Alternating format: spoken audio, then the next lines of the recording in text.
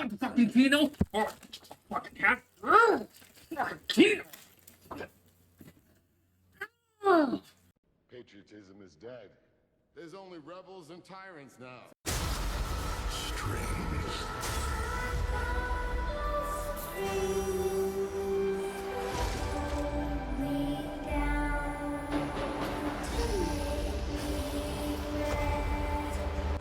A world ready for the righteous and the pure to inherit. Don't believe in surrenders. No, I still got my saber, Reverend. Didn't turn it into no plowshare, neither.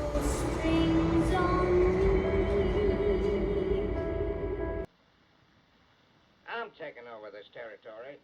So, you know what that means is community poll video 4, and let's see how you guys voted. Out of 7 votes, 29% thoughts about possible American Civil War and all 3 topics. So that's what we're gonna do, and we'll start with the one that probably get me on a government watch list first, and that is thoughts on the American Civil War, part 2, Electric Boogaloo. So, of course, this is YouTube, and, you know, such opinions on matters, I'll just leave it to a little part of the song.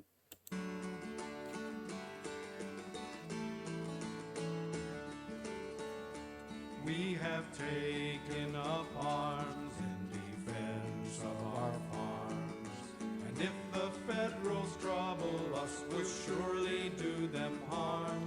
For we have declared that our land shall be Free, But if they stay away, how quiet we will be. And that's pretty much it. If there is to be an unfortunate Civil War 2, it will be because the government and other political entities just won't leave people the fuck alone. And regardless how you slice it, regardless how you see it, we have the FBI being used as a political Gestapo against Biden's political adversaries. We have the IRS hiring over 87,000 agents.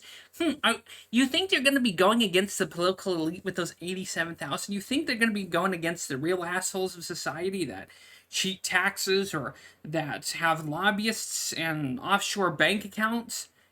No, of course not. That's going to be weaponized against the middle class and the poor. However you slice it, we have an overbearing government that keeps squishing the poor and middle class to the point where they're going to pop. Their patience is going to run out. So with that being said, and as politically neutral as I can say that, I would not blame anyone for resisting, rebelling, or having insurrection against the United States. It only adds up, and those people aren't at fault. They're really not, because we have a whole group of elitist assholes. Again, I've said this before. The average age of the people in the Senate is 56 years old. Some of these people are in their 70s, 80s, and 90s, and they've been in power for decades. They've been around for 3 or 4 decades, lining their own pockets and just outright, like, rectally plunging the American taxpayer as they line their pockets and make deals in Taiwan, China, and other places. So, as far as that goes, there's probably a high probability that there could very well be a civil disobedience of some sort. And that's as best as I can lay it out without catching some kind of wandering eye from the current police state that we live in. But yeah, and not only that, with extremism on both left and right sides, at some point, people's anger is going to be pushed to the point where they're just like, okay, fuck it. We can't afford to eat. We can't afford to live. We can't afford to drive to work. We can't afford gas in our car to go to work. We can't afford payments of our car. Inflation and taxes are double penetrating our wallet. So you know what? We're at a point where there's nothing else we can do. So either there's going to be civil unrest or crime is going to skyrocket because decent people cannot afford to live off this poor shit that's going on now. And by all means, no one wants a civil war. Okay, no one's here going, yeah, let's take it to him. No, no one wants that, because brother against brother, father against son, mother against father, or whatever the case may be, that's extremely shitty. Every loss in life will be a loss of an American life.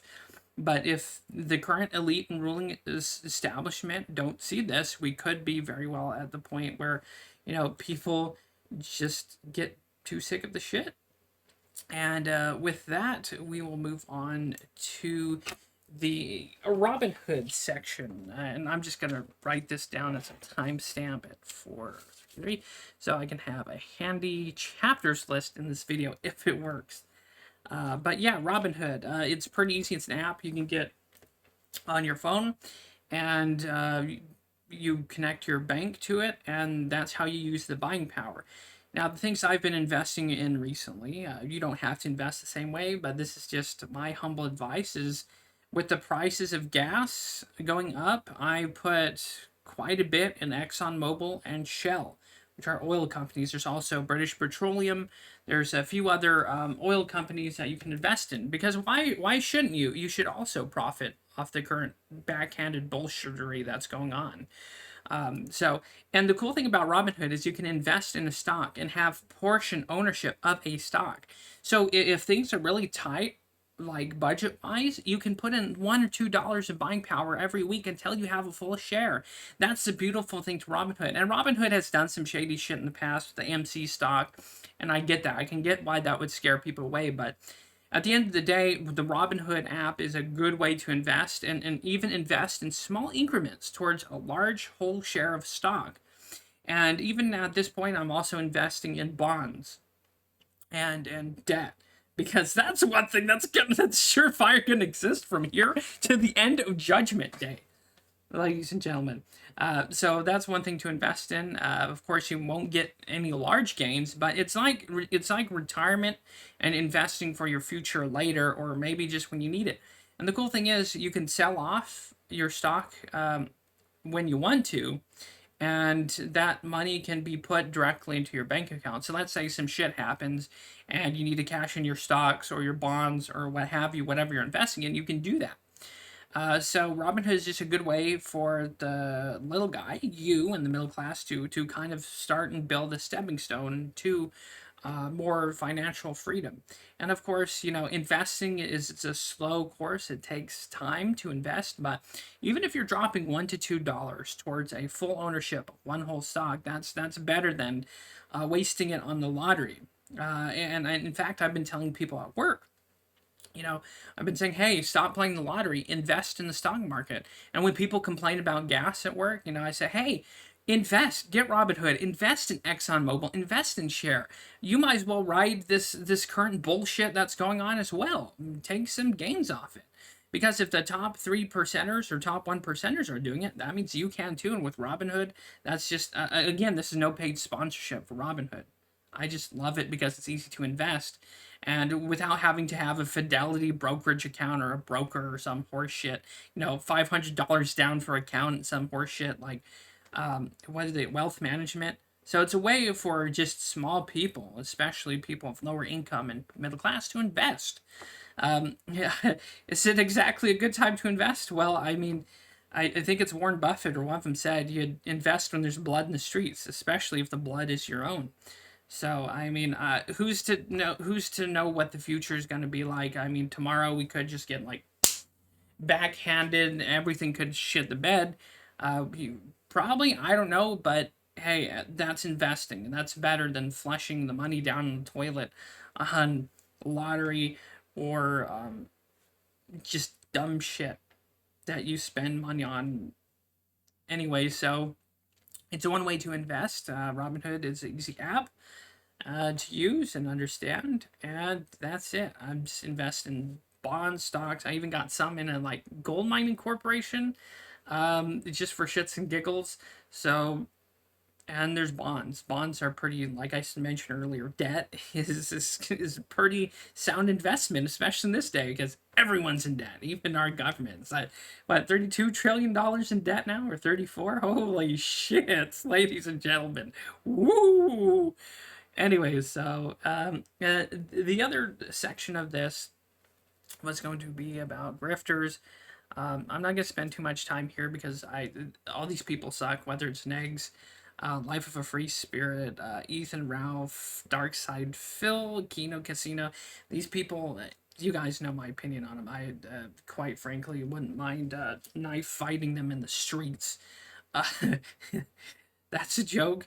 But yeah, most of these people are just homeless people with a computer. They're begging scum, and they contribute nothing to society whatsoever except being e-begging, grifting trash. Don't believe their lies. A lot of these people will be like, woo-hoo, crisis coins, like Life Free Spirit does. These people lie. They lie and deceive to get donos. I've even seen some content creators here, not to throw shade, lie about things that happened in their life and their work environment, and then say and blame it on something, an outright lie, to get $1 or $2. And it worked on me. There's this person who did that, and I was like, oh shit, he's got a family. I'll donate some, a few bucks here and there to the guy, but then I'll to figure out it was just a LARP. It was all just kayfabe, and I was like, oh wow, so you told me you lost your job, and I believed you, and then now you say it's just kayfabe? Okay, well, so that's one thing you have to keep in mind about these grifting scum and these people you watch is they will bullshit to gain that measly little dollar, $1 or $2 or $10 or whatever. So if these people are talking, they're lying and they're bullshitting. Especially Ethan Ralph. There was later, I even mentioned this in the podcast earlier, where he's like, oh, I need to afford a plane, a housing, I need to pay for a drug test. And he's going through this list of shit, and it's like, dude, you grifting like douche. That's brilliant, because all these people, as far as they know, that we gotta help our boy Ethan Ralph. We gotta help our persecuted gunt. And he's not gonna go out there. He's just gonna rake in that money and not do shit. Same thing with this Ralphomania event that he's hosting. That's gonna fall flat. So he's just gonna keep raking in all this money from gullible idiots. And that's one thing you have to remember about a good number of these grifting scum and YouTubers you watch. They're liars, bullshit, pathological liars, and they'll do anything to get that $1 to $2 dono. So hold on to your money, invest that in your own financial future. Screw these people. They're the absolute worst, in my opinion. And that will do it for this community poll video. Hopefully you found it interesting, and I'll probably do another community poll video next week. I'll probably maybe put some more interesting topics and stuff for you guys to vote on. So thanks to everyone who voted, the 70 of you that did. That's awesome.